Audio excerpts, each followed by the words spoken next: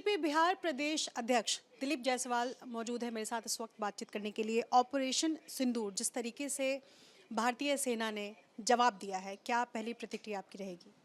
देखिए, सबसे पहले तो मैं हिंदुस्तान की सेना, भारतीय सेना को सैल्यूट करता हूं, सलाम करता हूं। जिसने भारतीय सेना ने जिस शौर्य और पराक्रम का परिचय देते हुए और आतंकी ठिकाने को नेस्तनाबूद करने का काम किया है, देश की 140 करोड़ जनता आज भारतीय सेना पर गर्व कर रही है और हम उनके साथ खड़े हैं।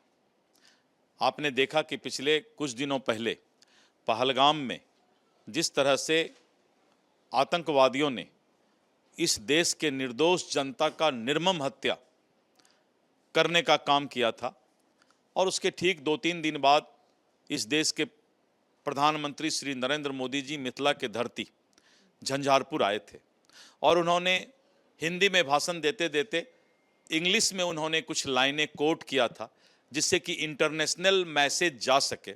और उन्होंने स्पष्ट तौर पर कहा था कि जिसने भी भारत के अमन चैन को छीनने का काम किया है, निर्दोष की हत्या करने का काम किया है, निर्मम हत्या हुआ है, पूरा देश वैसे लोगों को तलाश करेगी, ढूंढ निकालेगी और जहां भी होगा वहीं पर उसको नेस्तनाबूद करने का काम करेगी।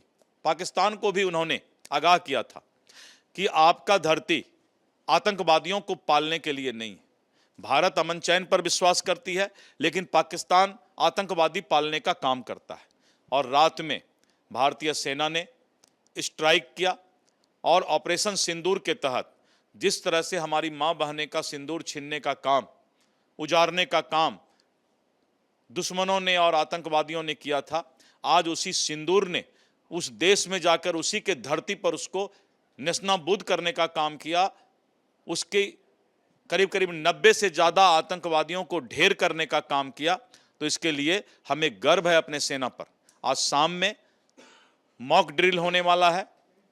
कोई भी परिस्थिति देश के अंदर 1 सप्ताह 10 दिन में आ सकता है और अगर युद्ध की परिस्थिति हो गई तो हम लोगों को कैसे जीना है, कैसे रहना है, कैसे सेना का साथ देना है, ये सारा ट्रेनिंग आज शाम में पूरे देशवासियों को 244 से ज़्यादा जिले के लोगों को प्रशिक्षण दिया जाएगा।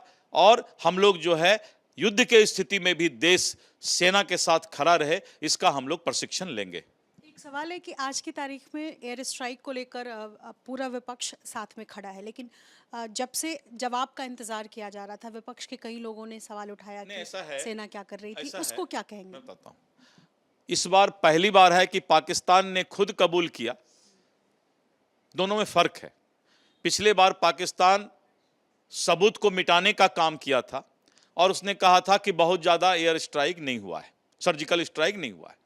लेकिन इस बार पाकिस्तान ने खुद कबूल किया कि हमारे यहाँ इतने ठिकानों पर भारत ने जो है गोलीबारी की है, वहाँ पर जो है मिसाइल दागने का काम किया है और हमारे यहाँ इतने लोगों का मृत्यु हुआ है। तो पाकिस्तान ने जब खुद इस बात को कबूल किया है तो हमारे देश के सभी नेता ने, पहली बार सभी नेताओं ने इस बात को समझा है कि भारत के अमन चैन को छीनने वाला जो है वो किसी दल के नेता में हम बंटने वाले नहीं हैं।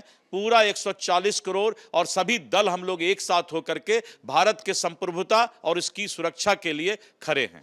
जो ऑपरेशन हुआ है उसके बाद क्या बीजेपी जश्न की तैयारी कर रही है? कोई ये भारतीय जनता पार्टी का जश्न नहीं है और कोई बीजेपी अलग से जश्न नहीं मनाएगी।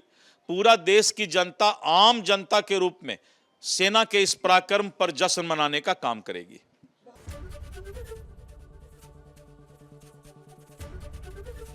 एबीपी गंगा, खबर आपकी, जुबान आपकी।